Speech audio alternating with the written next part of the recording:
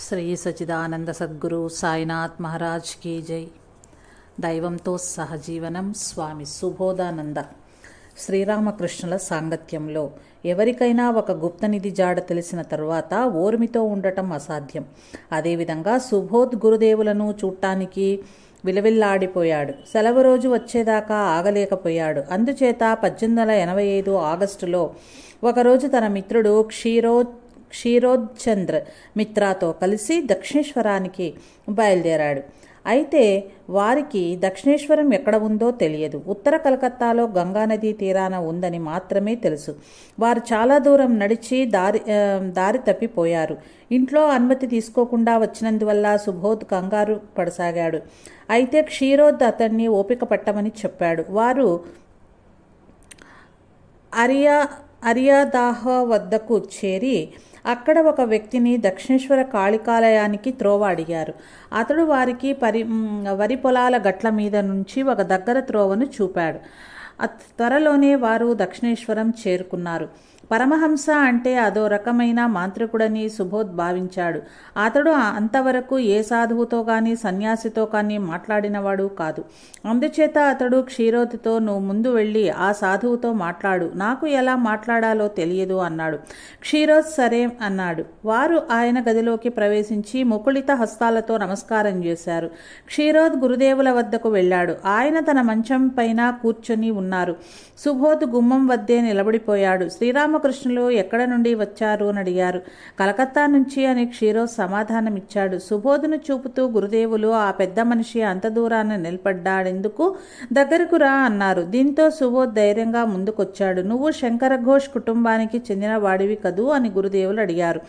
సుబోధ్ ఆశ్చర్యపోయి "అవునండి, అది మీకెలా తెలుసు" అని అడిగాడు. అందుకు గురుదేవులు ఇలా చెప్పారు: "నేను జూమపూర్లో నివసించే కాలంలో తరచూ మీ ఇంటికి తాంతానియాలోని మీ కాళికాలయానికి వస్తూ ఉండేవాడిని. అప్పటికి నువ్వు పుట్టలేదు. నువ్వు వస్తావని నాకు ముందుగానే తెలుసు. ఆధ్యాత్మికతను పొందబోయే వారిని జగన్మాత ఇక్కడకు పంపుతుంది. నువ్వు ఈ చోటుకు చెందినవాడవు. అందుకు సుబోధ్ అయ్యాం, నేను ఈ చోటుకు చెందినవాడినైతే మీరు నన్ను ఇంతకు ముందే ఎందుకు పిలవలేదు అని అడిగాడు. "చూడు, దేనికైనా సమయం రావాలి" అని గురుదేవులు చెప్పారు. శ్రీరామకృష్ణులు సుబోధ్ చేతిని పట్టుకుని కాసేపు కళ్ళు మూసుకున్నారు. "చివరకు నువ్వు లక్ష్యాన్ని చేరుకోగలవు. అమ్మ అలాగని చెప్పింది" అన్నారు. ఆయన సుబోధ్ను తన మంచంపై కూర్చోమన్నారు. అందుకు సుబోధ్ "వద్దండి, వద్దు.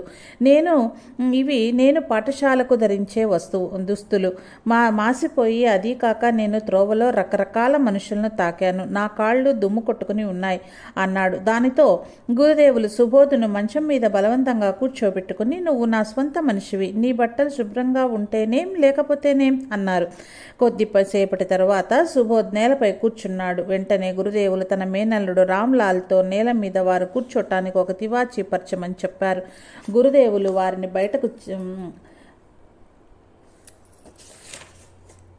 గురుదేవులు వారిని దక్షిణేశ్వరానికి ఎలా వచ్చారు అని ప్రశ్నించారు. గురుదేవుల ప్రేమ వాత్సల్యాలతో సుబోధ్ సిగ్గు బిడియం తొలగిపోయాయి.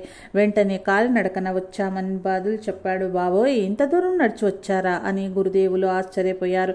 "నా గురించి మీకెలా తెలిసింది" అని అడిగారు సుబోధ్. "మీ బోధనలు చదివాను. అవి నాకు నచ్చాయి. నిజంగా చాలా అద్భుతంగా ఉన్నాయి.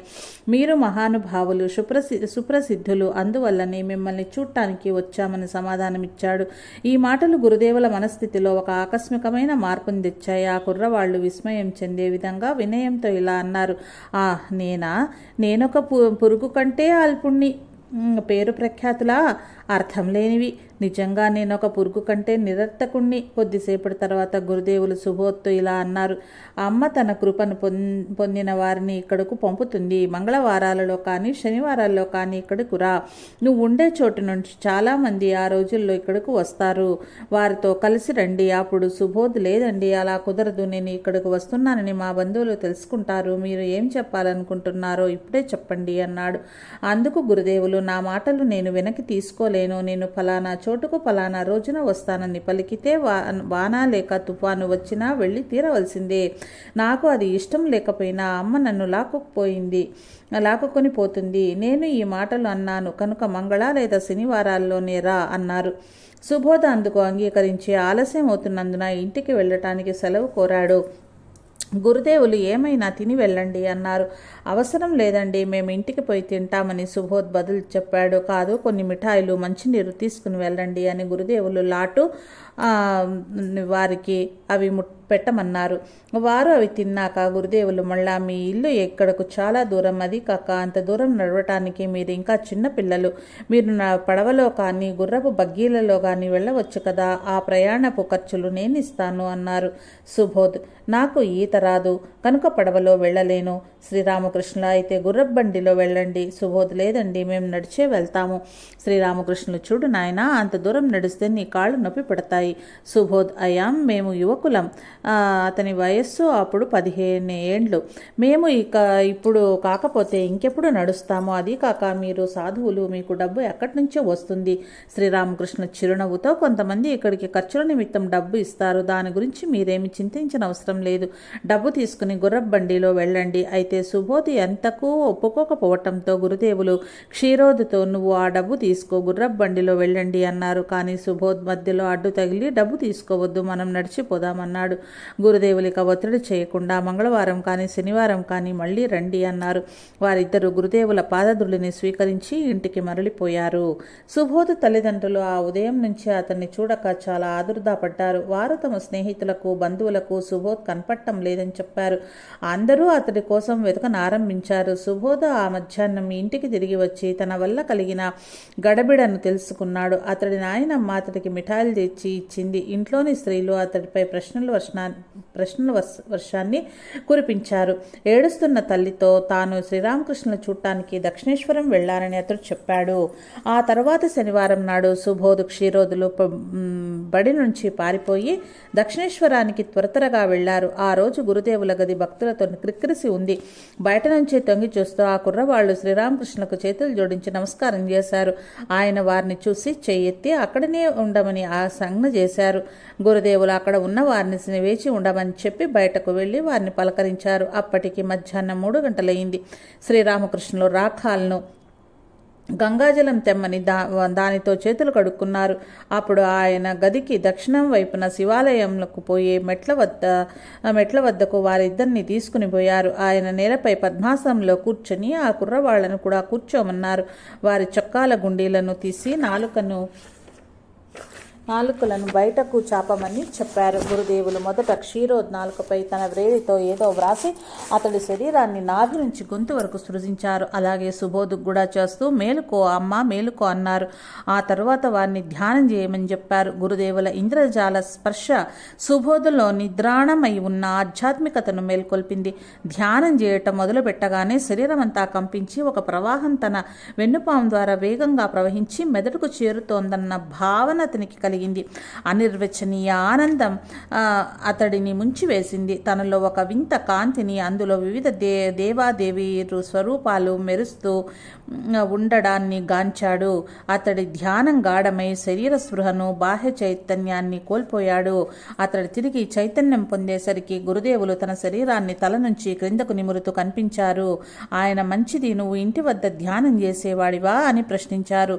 ఆ కుర్రవాడు చాలా కొద్దిగానండి, మా అమ్మ చెప్పిన దేవుళ్ళు దేవతల గురించి కొద్దిగా ఆలోచించేవాణ్ణి అన్నాడు. ఆహా, అందుచేతనే అంత సులభంగా ఏకాగ్రతను పొందగలిగావు అని గురుదేవులు అన్నారు. తరువాత ఆయన క్షీరోదును అతడికి ఎటువంటి అనుభూతి కలిగిందని ప్రశ్నించారు. అతడు తనకేమీ కలగలేదని చెప్పాడు. గురుదేవులు పర్వాలేదు, నీకు తర్వాత కలుగుతుందిలే అని చెప్పారు. శ్రీరామకృష్ణులు అప్పుడు వారిని పంచవటికి పోయి ధ్యానం చేయమని చెప్పి తన గదికి తిరిగి వెళ్లారు. వారికి పంచవటి ఎక్కడ ఉందో తెలియక ధ్యానానికి కాళికాలయానికి వెళ్లారు. వెళ్ళారు. తర్వాత వారు గురుదేవుల గదికి వెళ్లారు. వారు ఆయన వద్ద సెలవు తీసుకుని వెనుదిరిగే ముందు వారికి కొంత పలహారం ఇవ్వబడింది.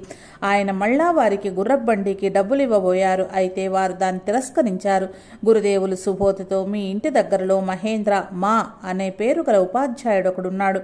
అతడు తరచూ ఇక్కడకు వస్తూ ఉంటాడు. చాలా మంచివాడు. అతన్ని చూడటానికి అప్పుడప్పుడు వెళ్ళు, ఇక్కడకు వస్తూ ఉండు అని చెప్పారు. తాను మాను కలవలేనేమోనని భావించి సుబోధ్ ఎటువంటి సమాధానం ఇవ్వలేదు. ఒక చిన్న పిల్లవాడిలాగా సుబోధ్ తన వ్యక్తిగత సమస్యలను గురుదేవులతో స్వేచ్ఛగా చర్చించేవాడు.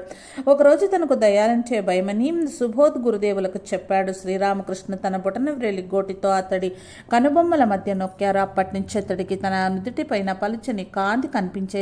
దానివల్ల అతడి భయం శాశ్వతంగా తొలగిపోయింది. సుబోధ్ తన తల్లితో చాలా సన్నిహితంగా ఉండటం వల్ల తనకు కాంతి కనిపించిన అనుభూతిని గురించి ఆమెతో చెప్పాడు. అందుకు ఆమె, బాబు, నువ్వు అదృష్టవంతుడవు. అయితే ఈ సంగతి ఇతరులకు చెప్పకు. అలా చేస్తే ఆ అనుభూతిని కోల్పోతావు అంది. సంప్రదాయం ప్రకారం ఎవరైనా తన ఆధ్యాత్మిక అనుభూతులను గురువుకు తప్ప ఇతరులకు వెలిబుచ్చరాదు. అలా చేస్తే అతడికి మళ్ళా ఆ అనుభూతి కలగకపోవచ్చు. కానీ సుబోధ్, అది నాకేమీ హాని చేయగలుగుతుందమ్మా. నాకు కావాల్సింది కాంతి కాదు, అది దేవి నుండి వెలువడుతుందో అది అన్నాడు. సుబోధ్ తన చదువు పైన ఆసక్తిని కోల్పోయాడు. అతడు శ్రీరామకృష్ణుల సన్నిధిలో ఉండటానికి, తన సమయమంతా జపధ్యానాలు ప్రార్థనతో గడపటానికే ఇష్టపడేవాడు. ఒక్కోసారి అతడు దక్షిణేశ్వరం నుంచి తిరిగి వచ్చేసరికి ఆలస్యం అవటంతో అతడికి ఇంటికి వచ్చి పాఠాలు చెప్పే ఉపాధ్యాయుడు అతడి కోసం వేచి ఉండవలసి వచ్చేది. ఒకరోజు ఆ ఉపాధ్యాయుడు ఆగ్రహించి సుబోధ్తో, నువ్వు చదువును నిర్లక్ష్యం చేస్తున్నావు. ఇంకోసారి వేళకు రాకపోతే మీ నాన్నగారికి ఫిర్యాదు చేస్తాను అన్నాడు. మా నాన్నగారు ఏం చేయగలరు? మా నాన్నగారు ఏం చేయగలరు? చదువుకోవలసింది నేను కానీ అని ఆయన కాదు కదా. స్వయంగా నాకే ఆ కోరిక లేకపోతే ఎవరూ నన్ను చదవమని బలవంత పెట్టలేరు.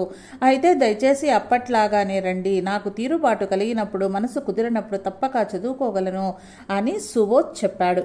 ఆ ఉపాధ్యాయుడు ఆశ్చర్యపోయాడు. ఆ తర్వాత కృష్ణదాసుకు ఈ సంఘటనను తెలియచేశాడు. ఆయన ఇది విని ఆదుర్దాపడ్డాడు. ఇది ఆందోళన చెందాల్సిన విషయం. అయితే అతడి మీద అధికంగా ఒత్తిడి తీసుకురావటం మంచిది కాదు. అతడేది చదివినా శ్రద్ధగా చదవటం నేను గమనించాను అని అన్నాడు.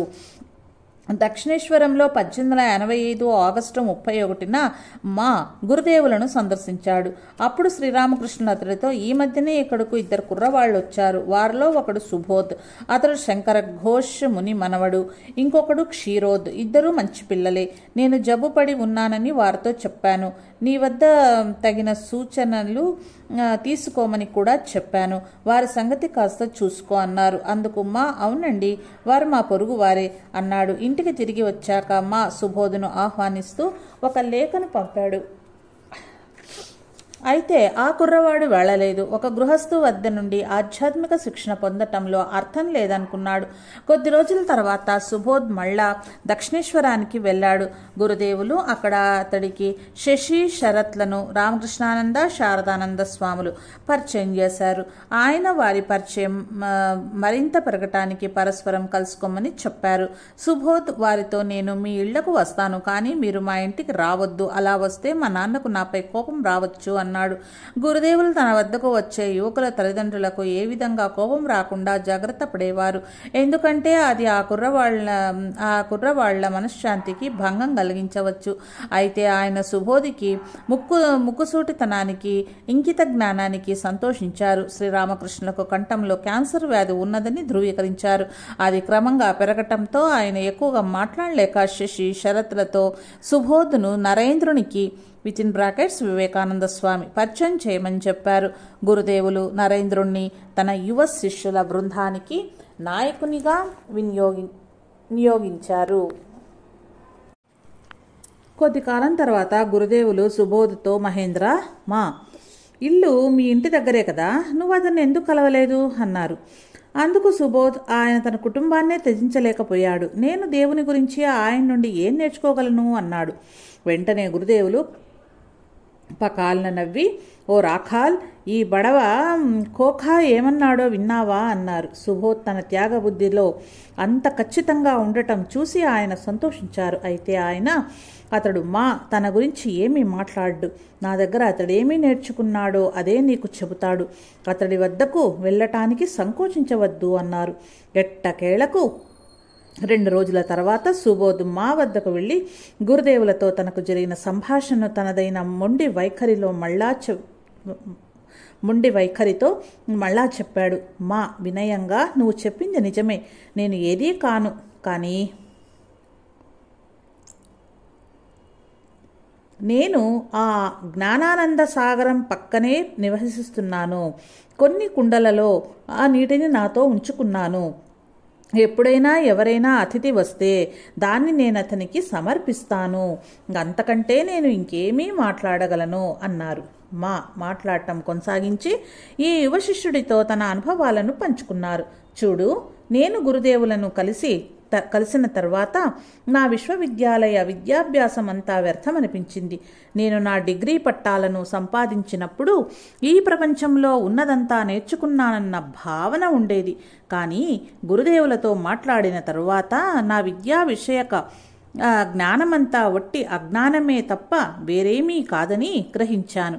అజ్ఞానాన్ని తొలగించి బ్రహ్మ సాక్షాత్కారం పొందేందుకు సహాయపడే జ్ఞానమే నిజమైన జ్ఞానం అని గురుదేవులు చెప్పిన ఒక్క వాక్యంతో నాలోని పండితుడినన్న అహంకారం పూర్తిగా తొలగిపోయింది.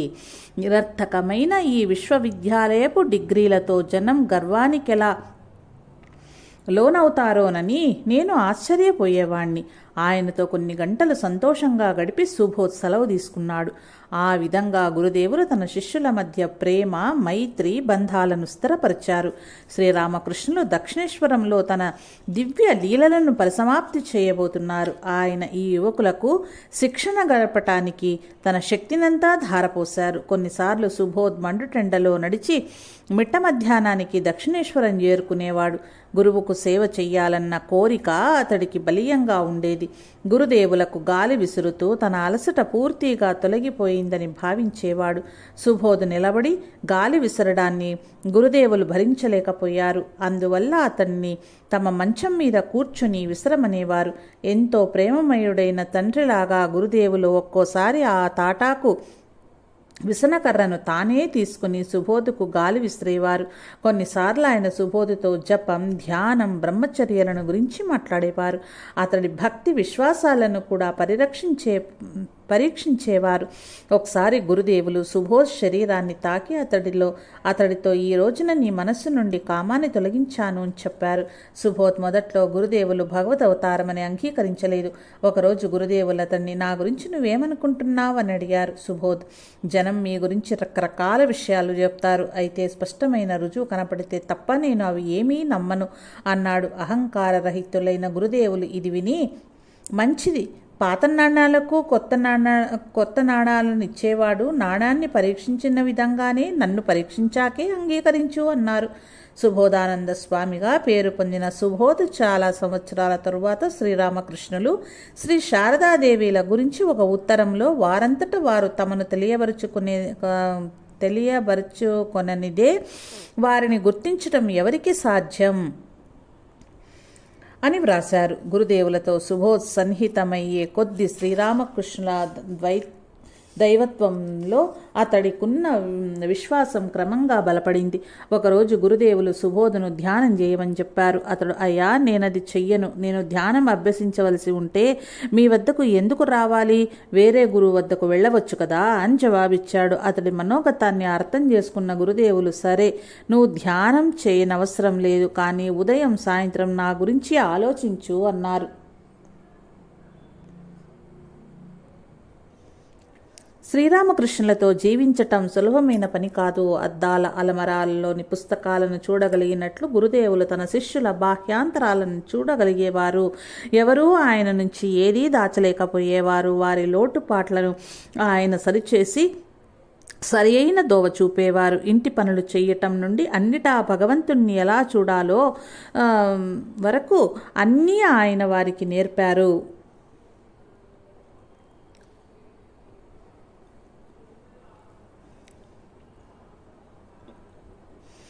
ఆయన గది ఎప్పుడూ క్రమపద్ధతిలో శుభ్రంగా ఉండేది. ఆయనకున్న వస్తువులు అతి కొద్దే అయినా అవి పొందికగా వాటి వాటి స్థానాలలో అమర్చబడి ఉండేవి.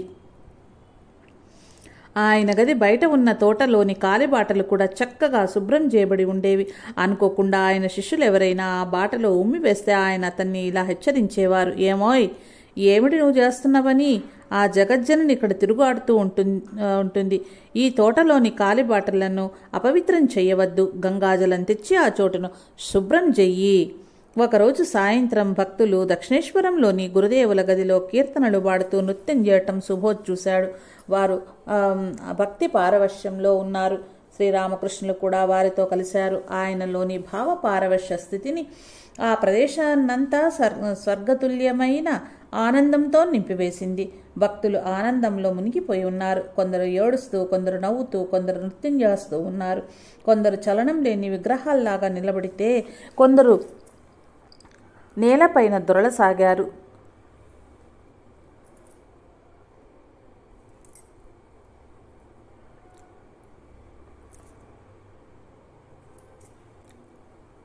ఈ రకమైన ఉద్వేగ ప్రదర్శనను సుబోధ్ సంశయాత్మకంగా ఎంచాడు.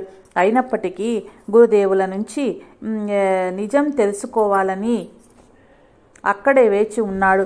భక్తులందరూ సెలవు తీసుకున్న తరువాత గురుదేవులు సుబోధ్ వద్దకు వచ్చి, ఏమోయ్, చాలా ఆలస్యమైనా నువ్వు ఇంకా ఇక్కడే ఉన్నావే అన్నారు. అందుకు సుబోధ్, అయ్యా, నాదొక ప్రశ్న. ఈరోజు జరిగిన కీర్తనలో ఎవరికి నిజమైన పారవశ్య స్థితి కలిగింది అని అడిగాడు. గురుదేవులు ఒక్క నిమిషం ఆలోచించి, ఈరోజు లాటు ఒక్కడికి అది సంపూర్ణంగా కలిగింది, మిగిలిన వారికి కలిగినవన్నీ చిలకరింపులే అని చెప్పారు. సుబోధ్ శ్రీరామకృష్ణుల వద్ద ఆధ్యాత్మిక జీవితంలోని వివిధ అంశాలను నేర్చుకున్నాడు. వాటిలో కొన్నింటిని అతడు తర్వాత కాలంలో భక్తులకు వెల్లడిస్తూ ఇలా అన్నాడు. ఒకరోజు నేను గురుదేవులని ఇలా ప్రశ్నించాను. నేను దేవుళ్ళు, దేవతల గురించి పుస్తకాల్లో చదివాను, ఎంతోమంది చెబుతుంటే విన్నాను. వారిని నిజంగా చూడగలుగుతామా? శ్రీరామకృష్ణులు అందుకు ఇలా సమాధానమిచ్చారు. ఇద్దరు మనుషులు కలిసి మాట్లాడుతున్నంత నడుస్తున్నంత స్పష్టంగా దేవుణ్ణి చూడవచ్చు. అయితే ఆయన్ను మన హృదయపు లోతుల నుండి పిలవాలి. ఆయనను ప్రార్థించి ఆయనకై విలపించాలి. పిల్లలు ఆటబొమ్మల కోసం తల్లిదండ్రుల వద్ద ఏడ్చి మారాన్ చేసినట్లు ఆయన సాక్షాత్కారం కోసం ఆయనను గట్టిగా అడగాలి. ప్రాపంచికమైన కోరికలన్నింటినీ మనస్సులో నుండి తీసివేయి. నాకొక తల్లి ఉంది, నేను ఆమె బిడ్డను అని ఎల్లప్పుడూ గుర్తుంచుకో.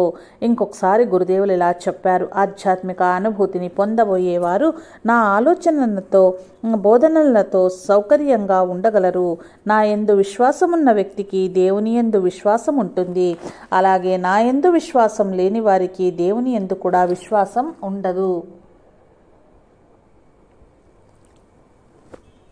శ్రీరామకృష్ణ ఇతర శిష్యులలాగా సుబోధ్ ఆయనతో ఎల్లవేళలా కలిసి జీవించకపోయినా ఆయన జీవితాన్ని సూక్ష్మంగా పరిశీలించి అవకాశం కలిగిన ప్రతిసారి ఆయనకు సేవ చేశాడు.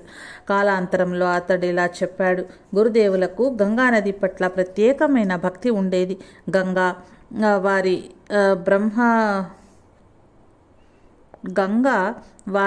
బ్రహ్మవారి గంగాజలం బ్రహ్మమంతా పవిత్రం.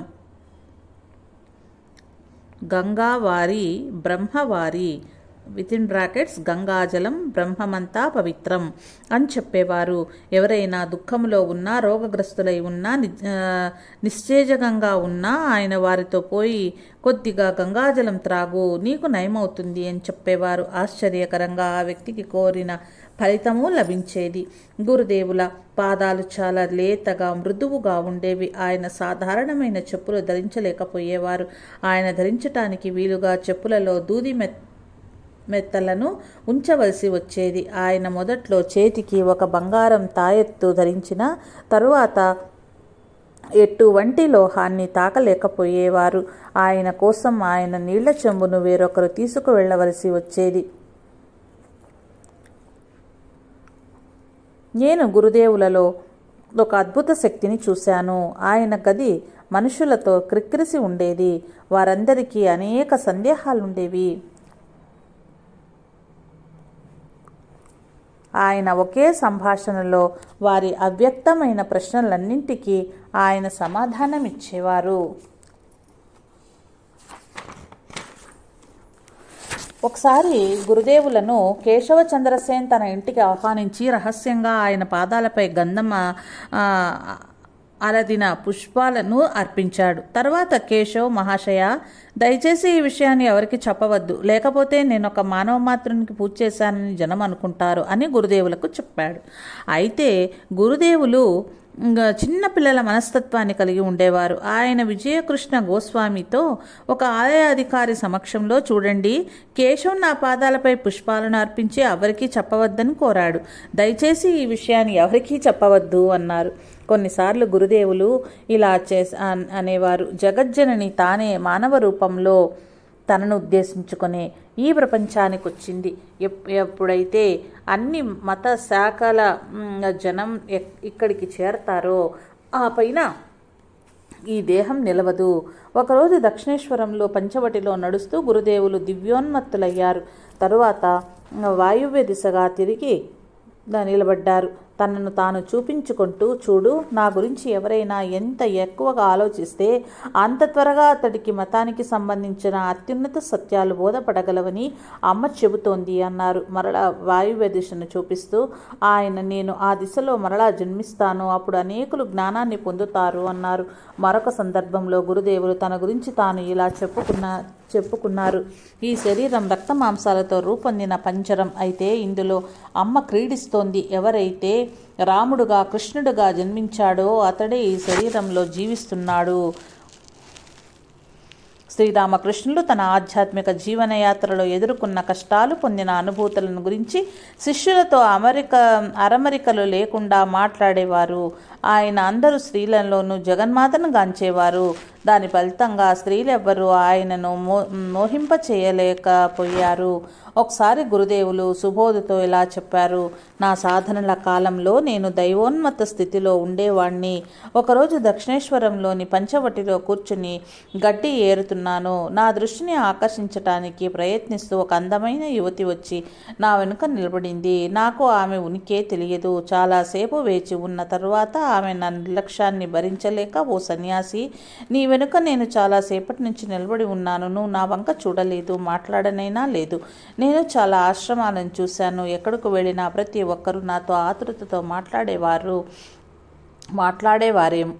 మాట్లాడడమో వారి ఆశ్రమంలో నన్ను ఉండమనడమో చేసేవారు. నువ్వు అద్భుతమైన వైరాగ్యం కలిగిన సన్యాసివి. నువ్వు నా వైపు ఒక్కసారి కూడా చూడలేదు అంది. ఆ రోజు సుబోధ్ ఈ సంఘటన ద్వారా ఒక పాఠం నేర్చుకున్నాడు. ఈ సంఘటన తరువాత మాకు చెప్పాడు.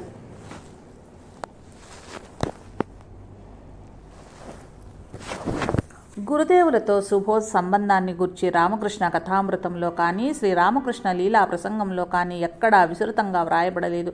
ఎందుకంటే అతడు గురుదేవుల వద్దకు రహస్యంగా వారం మధ్య రోజుల్లో తన తల్లిదండ్రులకు తెలియకుండా వచ్చేవాడు. కొన్నిసార్లు పాఠశాల నుంచి పారిపోయి దక్షిణేశ్వరంలో గురుదేవులను సందర్శించి వచ్చి సాయంత్రం అయ్యే లోపల తిరిగి ఇంటికి చేరేవాడు.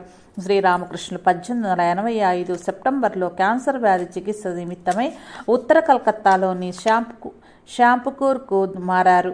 తనకెప్పుడూ అవకాశం లభించిన సుబోధ్ గురుదేవులను సందర్శించేవాడు. కాళీ పూజ దినాన 1885లో సుబోధ్ ఉదయం 9 గంటలకు వారి కుటుంబానికి చెందిన కాళికాలయంలో మాను కలిశాడు. అతడు అక్కడకు గురుదేవులకు కోరికపై పూజ చేయటానికి వచ్చాడు. ఆ పవిత్ర దినాన గురుదేవుల వద్దకు మాతో కలిసి వెళ్ళలేకపోతున్నందులకు సుబోధ్ బాధపడసాగాడు. మా అతన్ని ఓదార్చాడు. బాధపడవద్దు, ఈరోజు కాళీ పూజ దినం, శుభప్రదమైన రోజు, సంతోషంగా ఉండు. సుబోధ్ మాకు తన పథకాన్ని చెప్పాడు. ఈరోజు రాత్రి అందరూ ఆలయంలో పూజలో నిమగ్నమై ఉన్నప్పుడు నేను రహస్యంగా వచ్చి గురుదేవులను దర్శిస్తాను. ఆ రోజు రాత్రి షాంపుకూర్ గృహంలో ఒక ప్రత్యేకమైన పూజ జరిగింది.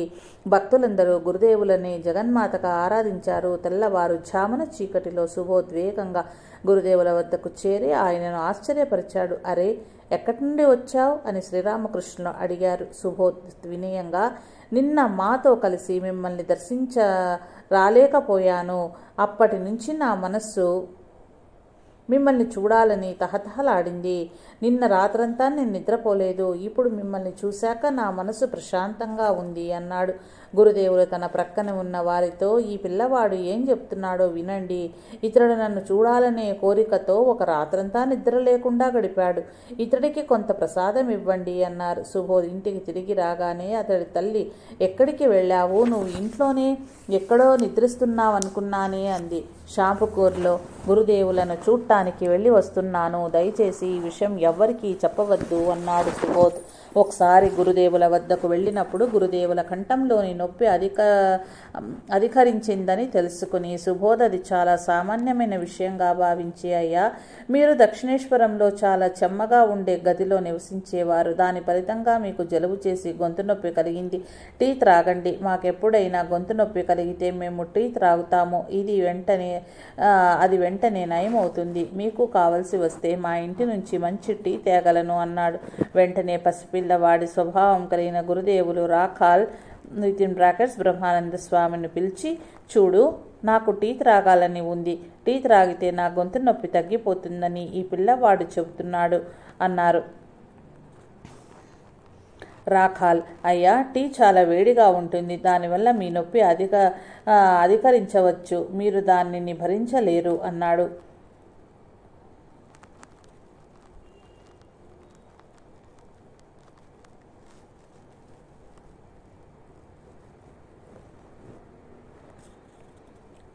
దానివల్ల మీ నొప్పి అధికరించవచ్చు. మీరు దానిని భరించలేరు అన్నాడు. గురుదేవులు, వద్దు, అయితే అవసరం లేదు అంటూ సుబోధును వేడి టీ నాకు సరిపడదు అని ఊరడించారు. చిన్నపిల్లవాని వంటి గురుదేవుల స్వభావాన్ని చూసి సుబోధ్ ఆశ్చర్యపోయాడు. శ్రీరామకృష్ణులు 1885 డిసెంబర్ 11న షాంపూర్ నుండి కాశీపూర్కు తరలించబడ్డారు. ఒకరోజు గురుదేవులు సుబోధును తులసీదాస్ విరచిత సీతాపతి రామచంద్ర రఘుపతి రఘురాయి అనే భక్తి గీతాన్ని వ్రాసి పెట్టమన్నారు. కానీ సుబోధ్ తన చేతి వ్రాత బాగుండదని అందుకు ఒప్పుకొనలేదు. అయితే గురుదేవులు బలవంతం చేసి ఆ గీతాన్ని వ్రాసిపెట్టు, నీ చేతి వ్రాత బాగున్నా బాగలేకపోయినా పర్వాలేదు అన్నారు. అయినా ఆ పిల్లవాడు ఒప్పుకోకపోవటంతో, నువ్వు నిజంగా ఒక మందమతివి, చదువును నిర్లక్ష్యం చేసి నీ స్నేహితులతో ఆడుకుంటున్నావు అని చీవాట్లు పెట్టారు. ఈ విధంగా మందలించబడి కూడా సుబోధ్ చిరునవ్వు నవ్వాడు. గురుదేవులు కూడా నవ్వి, ఏం నాయనా, నేను మందలించినా నీకు కోపం రాలేదా అన్నాడు. సుబోధ్, అయ్యా, మీ మందలింపులు కూడా తీయగానే ఉంటాయి అని సమాధానం ఇచ్చాడు. గురుదేవులు సంతోషంతో ఇతర శిష్యులను పిలిచి, వినండి, ఈ పిల్లవాడు ఏం చెప్తున్నాడో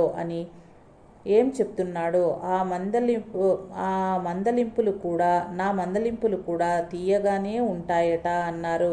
ఆ రోజు తిరిగి వెళ్లే ముందు గురుదేవులు అతడి శిరస్సును స్పృశించి ఆశీర్వదించారు. శ్రీరామకృష్ణ క్యాన్సర్ వ్యాధి గురించి సుబోధ్ ఈ క్రింది సంఘటనను వివరించాడు. గురుదేవులకు మాట్లాడటం చాలా కష్టంగా ఉండేది. ఒకరోజు నేను ఆయనతో, అయ్యా, మీరు కోరుకుంటే మీ జబ్బును మీరే నయం చేసుకోగలరు. దయచేసి అలా చేయనివ్వండి.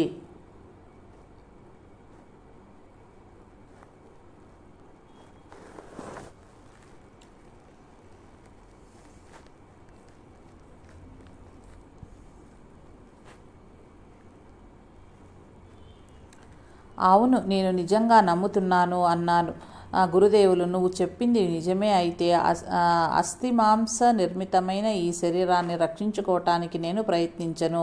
సృష్టింపబడిన ప్రతిదీ నశించక తప్పదు అన్నారు. తర్వాత నాతో అలా చెయ్యమని మళ్ళీ అడగమని నాకు ప్రమాణం చెయ్యి. తర్వాత నాతో అలా చెయ్యమని మళ్ళీ అడగనని నాకు ప్రమాణం చెయ్యి అన్నారు. ఆ విధంగా నా చేత ప్రమాణం చేయించారు. కాశీపూర్లో ఒకరోజు గురుదేవులను ఏకాంతంలో తనకు దైవ సాక్షాత్కారం కలగాలని దీవించమని సుబోధ్ కోరాడు.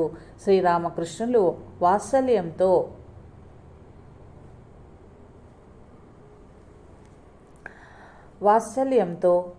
అతడి వీపును 3 సార్లు తట్టి, అవునవును, నువ్వు భగవంతుణ్ణి తప్పక పొందగలవు. భవిష్యత్తులో చాలామంది నీ నుంచి నేర్చుకుంటారు అన్నారు.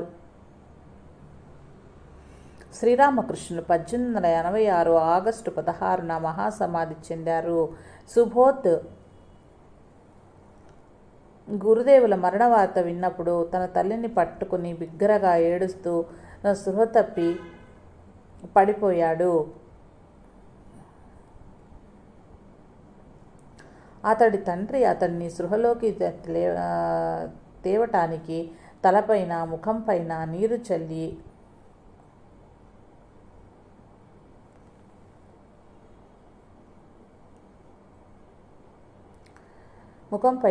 చల్లమని చెప్పాడు. తన కుటుంబపు వ్యతిరేకత వల్లనో లేకపోతే ఆ దుఃఖం బాధలను తాను తట్టుకోలేనే అని సుబోధ్ కాశీపూర్కు వెళ్ళలేదు. అప్పుడు అతడి వయస్సు 18 సంవత్సరాలు మాత్రమే. జై సాయి మాస్టర్. జై రామకృష్ణ.